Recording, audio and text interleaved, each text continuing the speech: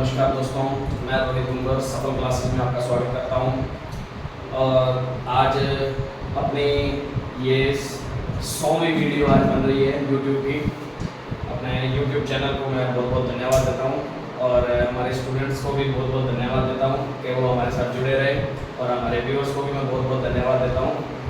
और ऐसे ही मैं दुआ करता हूं और आपके लिए भी दुआ करता हूं कि आपको अच्छे से अच्छा समझ आता रहे और आप हमारे साथ जुड़े रहे, और मालिक आपको खूब तरक्की बख्शे और हमें भी अच्छी तरक्की बख्शे। तो आज का जो अपना टॉपिक है 11वीं क्लास का 11वीं क्लास का टॉपिक अपने जो चल रहा था लास्ट वीडियो तक, वो चल रहा था 2.1 अपनों ने कंप्लीट कर लिया। ठीक है, अब 2.1 कंप्लीट कर ली थी, आज अपना 2.2 से रिलेटेड चीज़ पढ़ेंगे। तो 2.2 के अंदर जो अपनी चीज आएगी संबंध, जैसा कि चैप्टर का नाम क्या था, संबंध और फलन। तो आज अपने संबंध के बारे में पढ़ेंगे, रिलेशंस। अब ये संबंध क्या चीज होती है, संबंध के लिए क्या क्या चाहिए होगा, संबंध को लिखते कैसे हैं, ये सारी चीजें अपने यहाँ पे पढ़ेंगे। संबंध नॉर्मल सी बात है, अपना और तुम्हारा संबंध अपने बात करें तो एक टीचर और स्टूडेंट का संबंध है।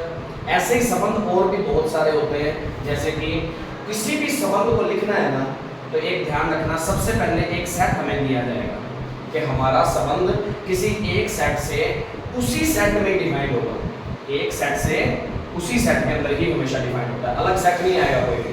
संबंध के अंदर वही सेट होता है और एक ही सेट से अवयव लिए जाते हैं। ठीक है, अब संबंध के अंदर हमारा जो संबंध बनता है उसको हम इस तरीके से डिनोट करते हैं कि x का y से संबंध, उसको लिखेंगे ऐसे, x का रिलेशन किससे, y से। ठीक है, और वो किस तरीके से डिनोट करते हैं, उसको इस क्रमिक युग्मों से डिनोट करते हैं, हमेशा ध्यान रखना। ठीक है, कि x का y से संबंध।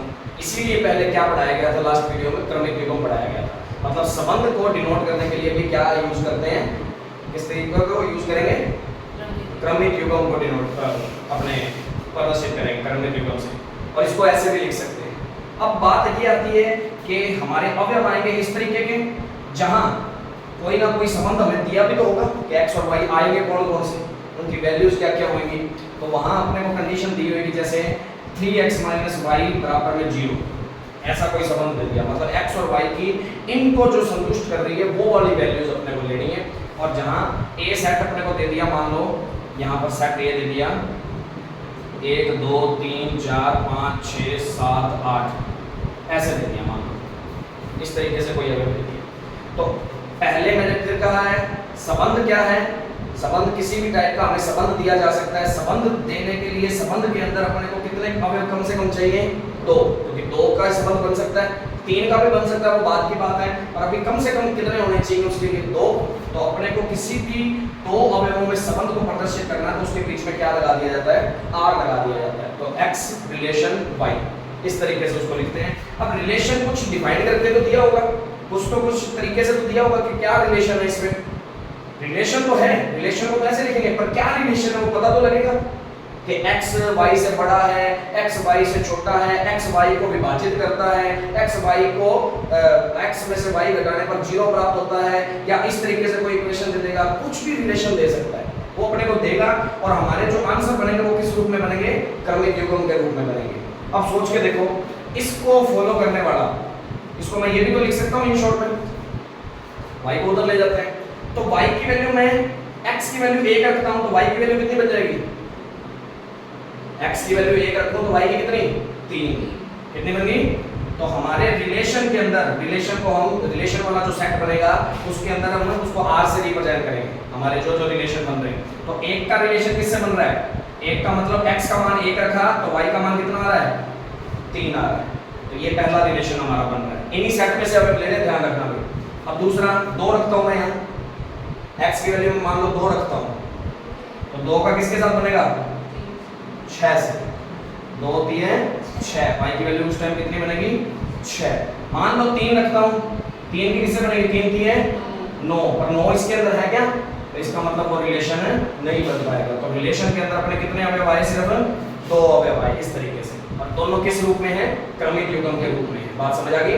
तो इसको ऐसे भी लिख सकते हो और लिखने को ऐसे भी लिख सकते हो। एक का रिलेशन 3 के साथ बन चुका है और 2 का रिलेशन 6 के साथ बन चुका है, ऐसे भी लिखा जा सकता है। और यदि उसको सेट के रूप में लिखना है तो ऐसे भी लिख सकते हैं।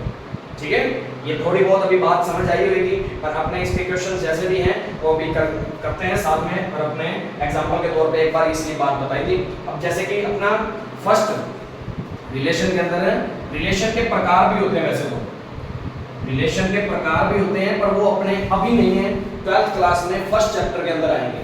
फिर भी मैं तुम्हें थोड़े से बता देता हूँ प्रकार होते कौन से। एक तो होता है स्वतुल्य, दूसरा होता है सम्मित, तीसरा होता है संक्रामक, चौथा होता है प्रतिसम्मित। जो सम्मित नहीं होगा वो प्रतिसम्मित होगा। अब यदि ये तीनों किसी संबंध को फॉलो कर रहे हैं तो उसको बोलते थे तुल्यता संबंध। ये बातें जो भी आएंगी सब अपने संबंध के जो प्रकार हैं, यदि ये जो आएंगे ना, ये अपने कहाँ मिलेंगे? अपने को 12th क्लास में फर्स्ट चैप्टर के अंदर अपने को ढंग से पढ़ने पड़ेंगे। यहाँ नहीं पढ़ने हैं, यहाँ सिर्फ अपने को संबंध बनाने सीखने हैं बस। कोई एक सेट दिया होगा, एक सेट के बाद अपने को रिलेशन डिफाइन करके दिया होगा। रिलेशन कैसे भी बता सकता है कि हाँ भी इन दोनों में रिलेशन ये वाला है, इन दोनों में रिलेशन ये वाला है। तो उसके अंदर कौन कौन से हमें रिलेशन बना रहे हैं उसको क्रमिक युग्मों में लिख के, सेट के अंदर लिख के बस वो रिलेशन बना के दिखाने होंगे अपने। तो यहाँ अपने को सिर्फ इतनी बातें ही सीखनी है। ठीक है, तो एक बार के लिए संबंध के बारे में छोटी मोटी बातें दिमाग में आई होगी।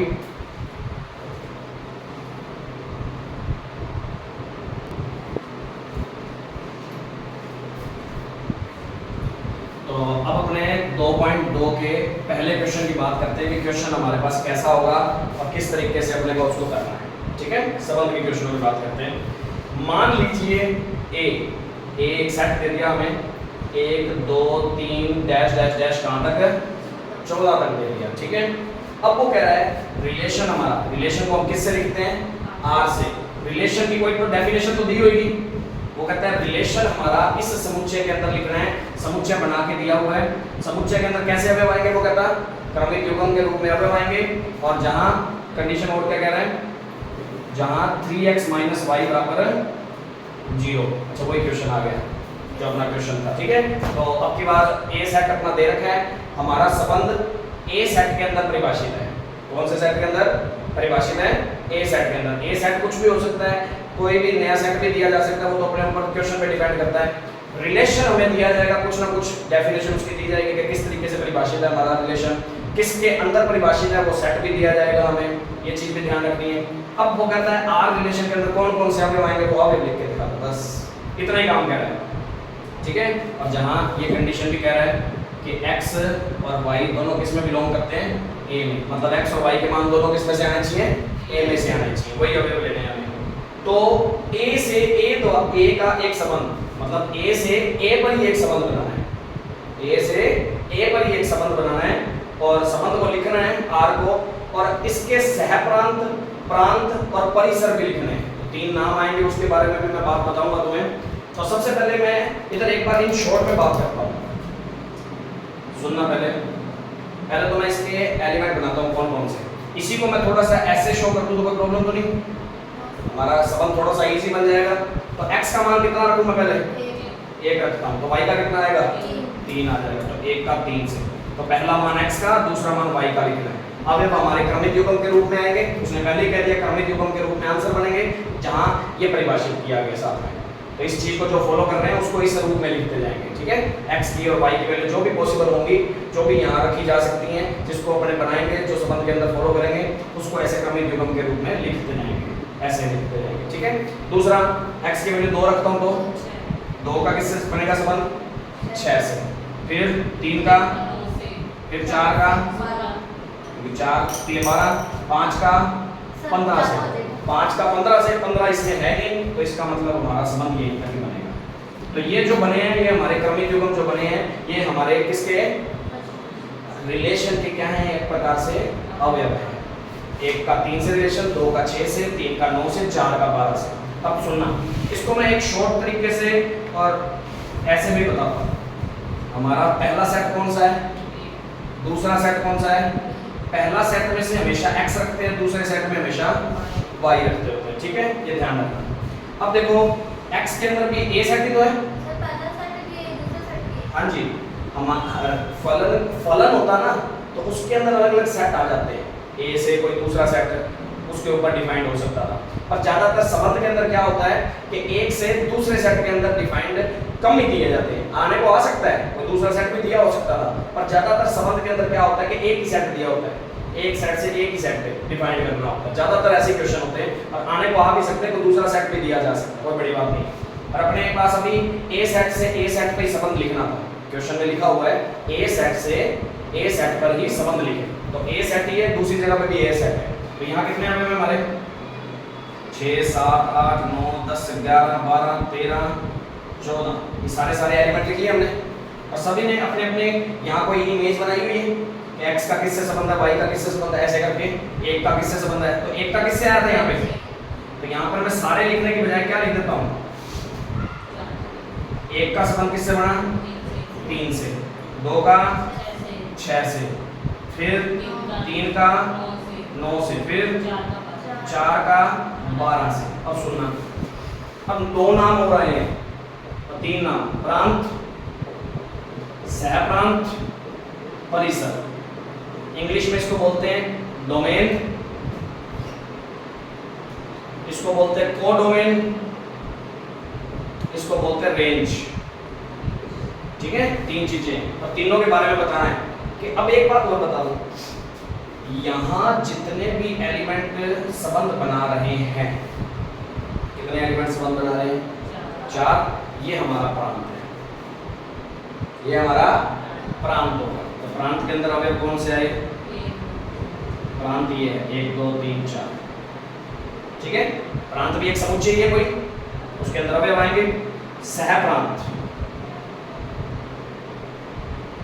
सहप्रांत वो होता है जो दूसरा सेट है ना, पूरा का पूरा दूसरा सेट जो है वो सारा का सारा, इसके अंदर कितने सेट, कितने अवयव और थे 4 ही थे। ए सेट के अंदर और भी अवयव हैं, कौन से 1 2 3 4 5 6 7 8 सारे थे, क्योंकि ए सेट के अंदर 14 के 14 अवयव हैं। तो वो सारे के सारे अवयव जो हैं, वो सारे के सारे अवयव 1 2 3 4 सारे के सारे डैश डैश डैश 14 तक वो सहप्रांत होता है। समझ आ गई। फिर परिसर, परिसर का मतलब ये है जो रेंज में आए, सिर्फ इनकी रेंज में आए 3 6 9 12।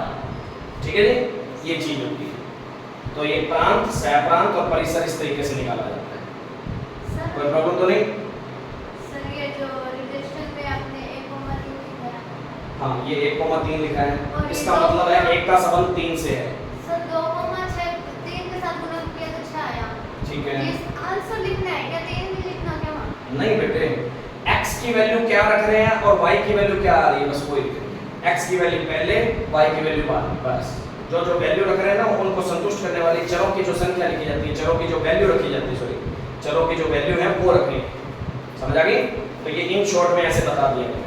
वैसे तो एक बात बताऊं, सही तो क्या होता है, फलन का जब अपने टॉपिक पढ़ेंगे ना, फलन के अंदर अपने टॉपिक पढ़ेंगे तो प्रांत पता क्या बन जाएगा, इसके अंदर कितने एलिमेंट हो रहे हैं अभी, कितने एलिमेंट हो रहे हैं, अभी 10 और एलिमेंट है ना। वैसे तो फलन जब बताऊंगा ना तब तुम्हें एक बात और बताऊंगा, वो यहाँ पे भी बता देता हूँ। जब भी फलन अपने पढ़ेंगे तो फलन के अंदर अपना क्या होगा ऐसा कि ये जो चीज है ना कि पूरा का पूरा जो सेट है वो प्रांत बनता होता है। उसकी एक कंडीशन होती है, क्योंकि यहाँ ना जितने भी एलिमेंट होते हैं ना, जितने भी इस सेट के अंदर, पहले सेट के अंदर जितने भी एलिमेंट होते हैं, इन सभी की इमेज कुछ ना कुछ बन रही होती है वहाँ। जरूरी होती है फलन बनने के लिए। संबंध फलन में कन्वर्ट कब होता है, जब यहाँ के सारे एलिमेंट क्या हो जाते हैं, सारे के सारों का कुछ ना कुछ इमेज वहां बन रही है। ठीक है, संबंध और फलन में इतना से ही फर्क होता है। फलन के लिए क्या बात है कि यहाँ जो भी पूरा सेट है उसके अंदर जितने भी एलिमेंट हैं सभी की इमेज दूसरे सेट के अंदर बनेगी ही बनेगी। यदि नहीं बनती तो वो संबंध रह सकता है और फलन नहीं रह सकता। समझ आ गई। फलन पे अपने और भी डिस्कस करेंगे इस बारे में। तो एक बार के लिए सहप्रांत, प्रांत और परिसर के बारे में तुम्हें नॉलेज होनी चाहिए। और साथ में इस तरीके से अपने को कोई ना कोई संबंध दिया जाएगा, उसको अपने ऐसे रिलेशन में बना के लिख सकते होंगे। ठीक है, तो इस तरीके से तुम करो इसको नोट।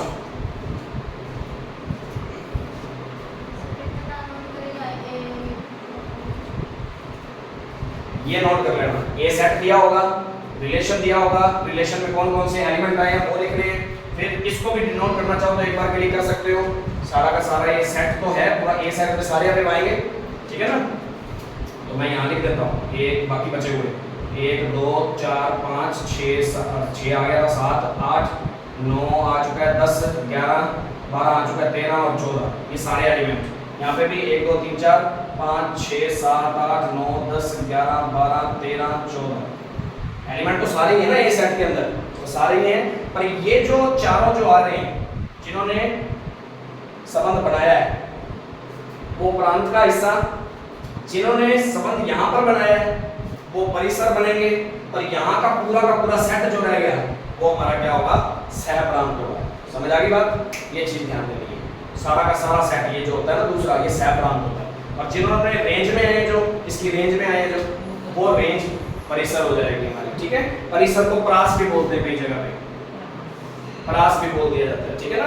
तो इसको नोट करें। वीडियो अच्छी लगी हो तो लाइक और शेयर जरूर करें, ज़्यादा से ज़्यादा चैनल को सब्सक्राइब करवाएं, और ज़्यादा से ज़्यादा अपने दोस्तों के साथ शेयर करें इस चैनल को। और कमेंट बॉक्स में यदि कोई प्रॉब्लम लगती है तो बता सकते हैं। बाकी आपका बहुत बहुत धन्यवाद, आपकी ही यहाँ सपोर्ट से अपने 100वीं वीडियो आज बना रहे हैं। बहुत बहुत धन्यवाद आप सभी का, और मैं आशा रखता हूँ कि आप ऐसे ही हमारे चैनल को सपोर्ट करते रहेंगे। और मैं ये भी आशा करता हूँ कि आपको मेरा ये चैनल में समझाया हुआ सब कुछ अच्छे तरीके से समझ आ रहा होगा। फिर भी यदि कोई चीज़ में कोई गलती रहती है तो मैं माफ़ी चाहूँगा इस चीज़ के लिए सभी से। Thank you.